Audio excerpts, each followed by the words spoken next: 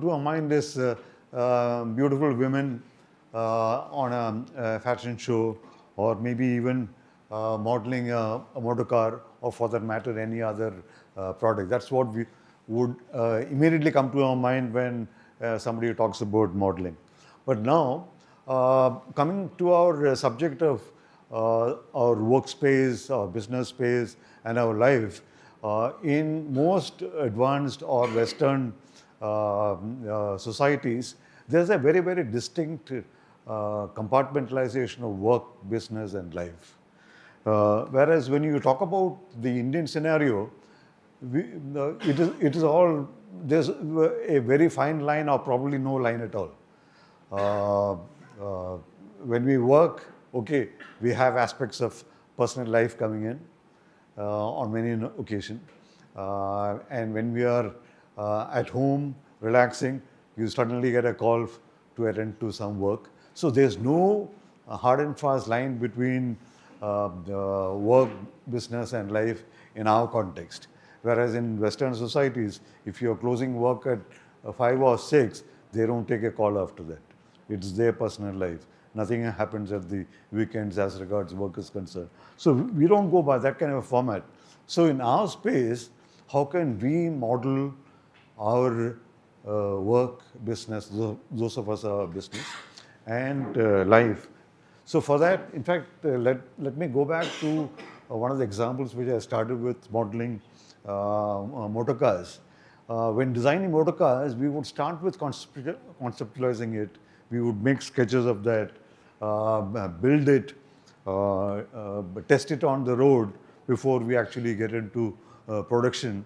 And then we would come to show it off in a showroom or an exhibition or somewhere where we are presenting it.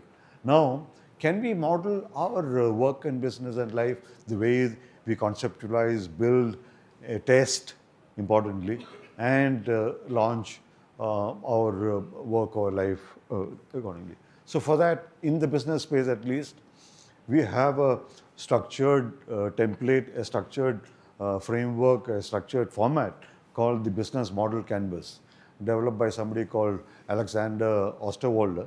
So I have adopted that for modeling products and services. It looks something like this. We have it's a 9 segment framework where you have something called value proposition. I'll explain this. Value proposition. We have customers for whom we give those products. We have ways and means to get across our products to them. And then once acquired, we have to find out ways to retain and maintain that relationship. And on the other side, we have certain activities which we have to perform, for which we need certain resources. And naturally, we'll have to tie up with some people who would collaborate with us.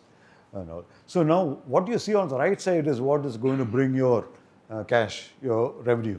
And what you see on the left is where your investment, your costs go in.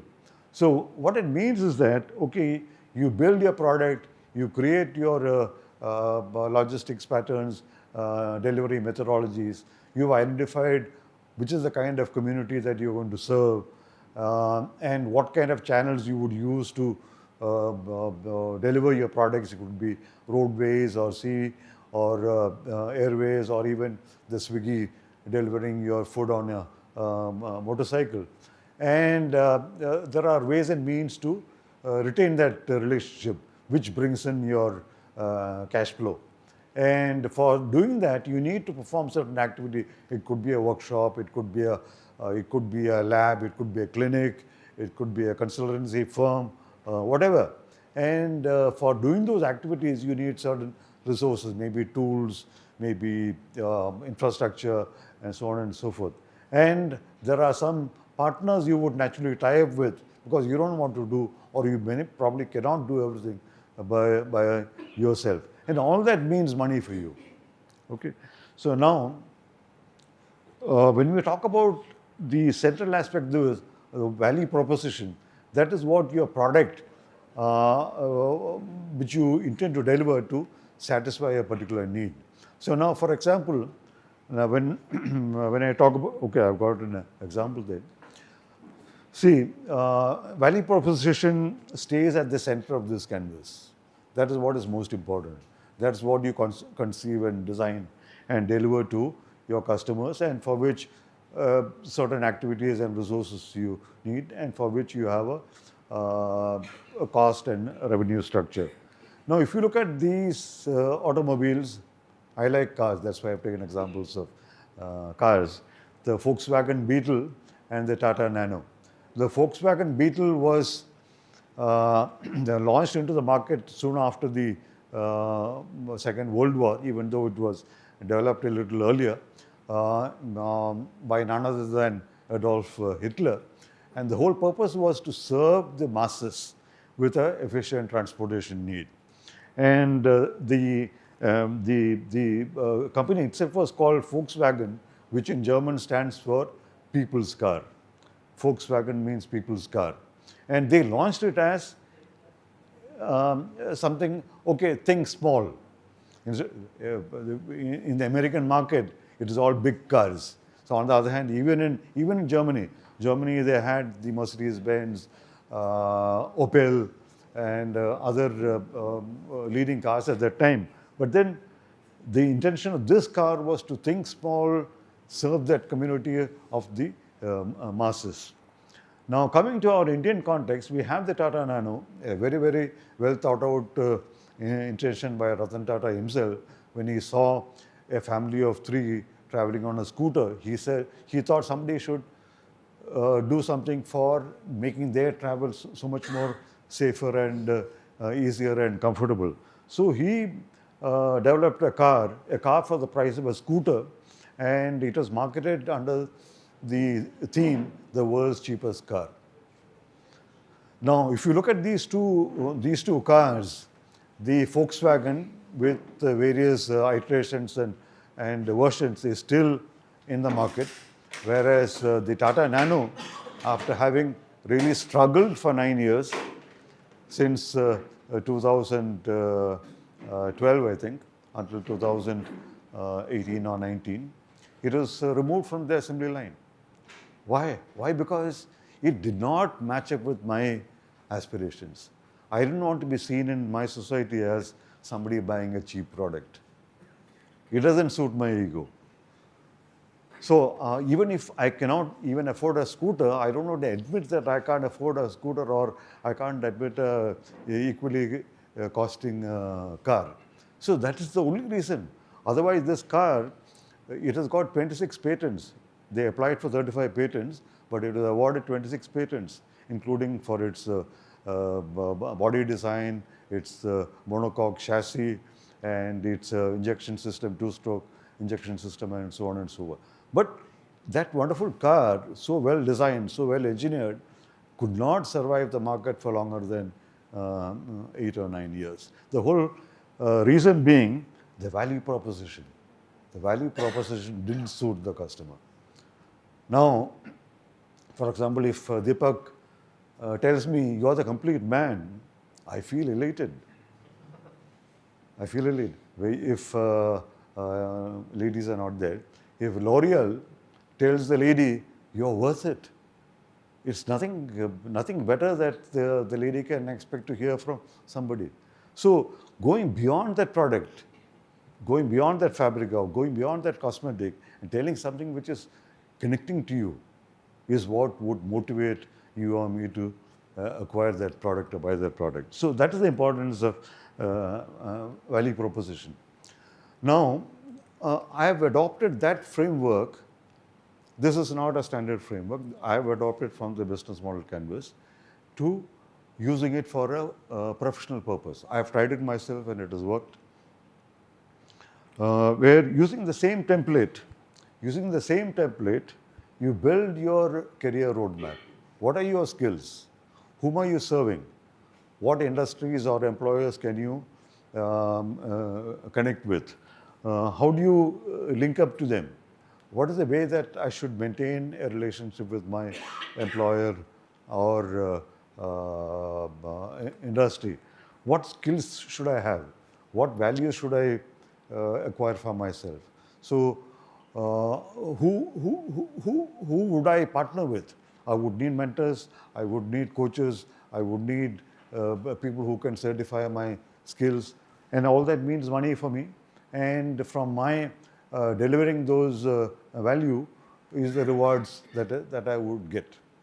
Okay. Now, if I take an example of that, now we are in the IPL, middle of the IPL season. So when you talk about IPL, what comes to my mind is the man who invented the IPL format itself, Lalit Modi. Of course, the T20 was not invented by him. It was invented by somebody called Stuart Robinson way back in, I think, 2003. He was the manager of the English Cricket Board.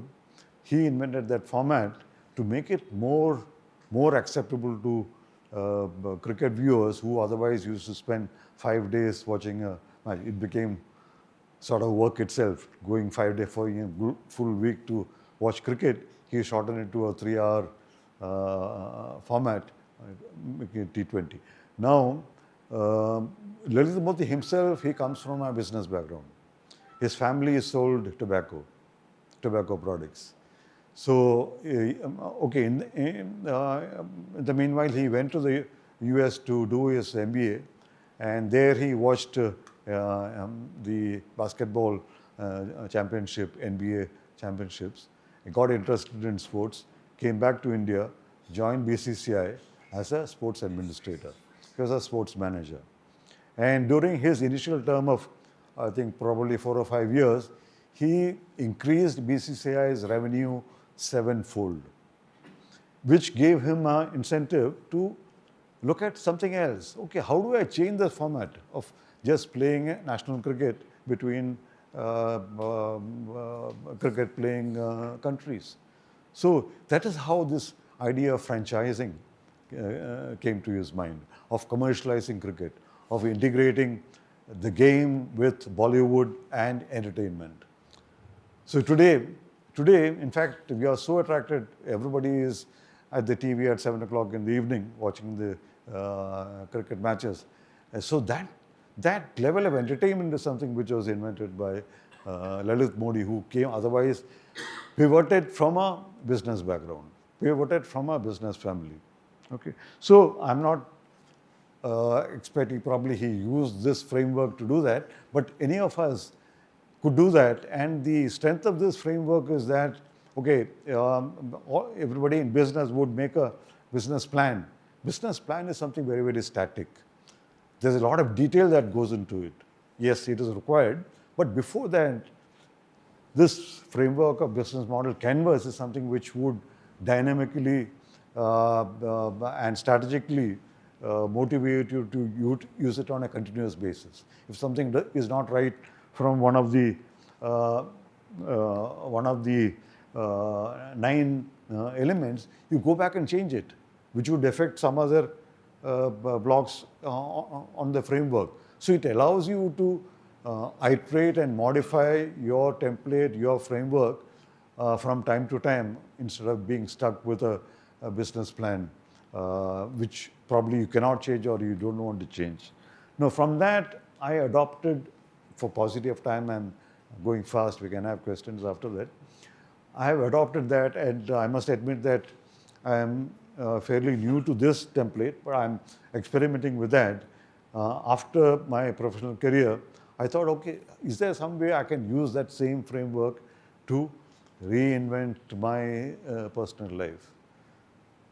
What is that I can do to connect with my family, my friends, immediate society in more meaningful ways, in more purposeful ways?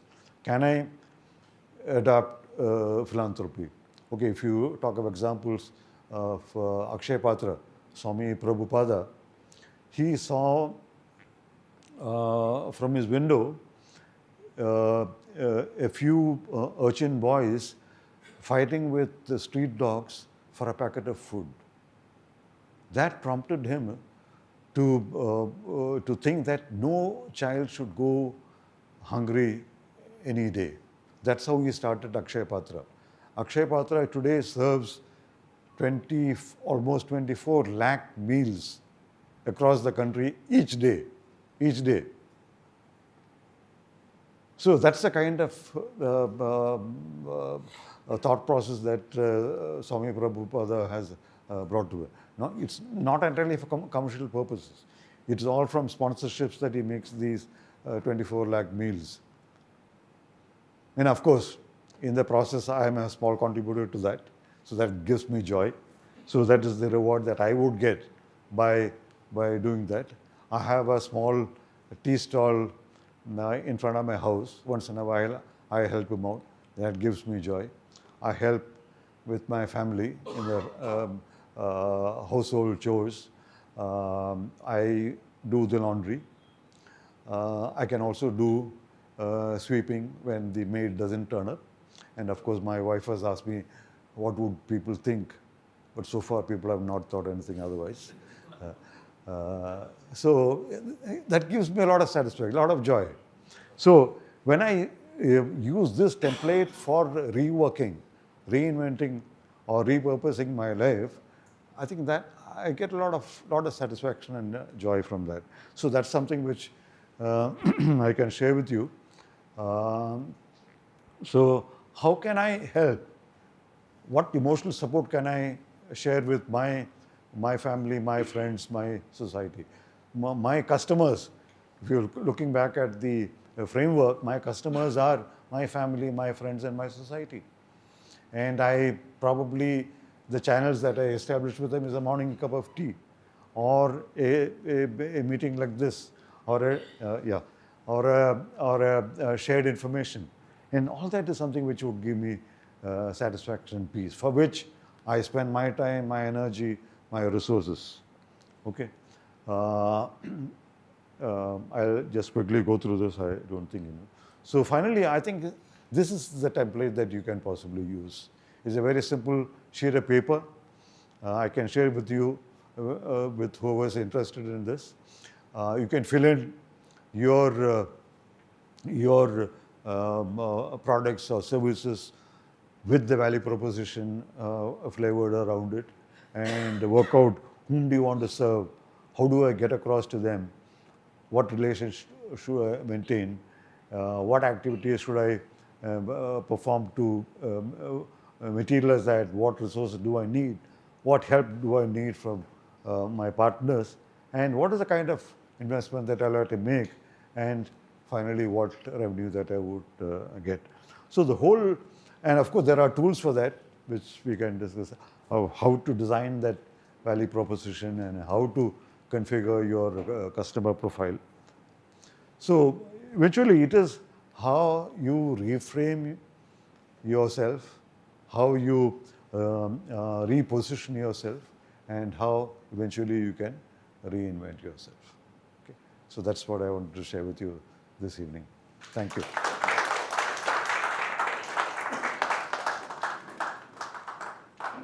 Do we take the questions now or after?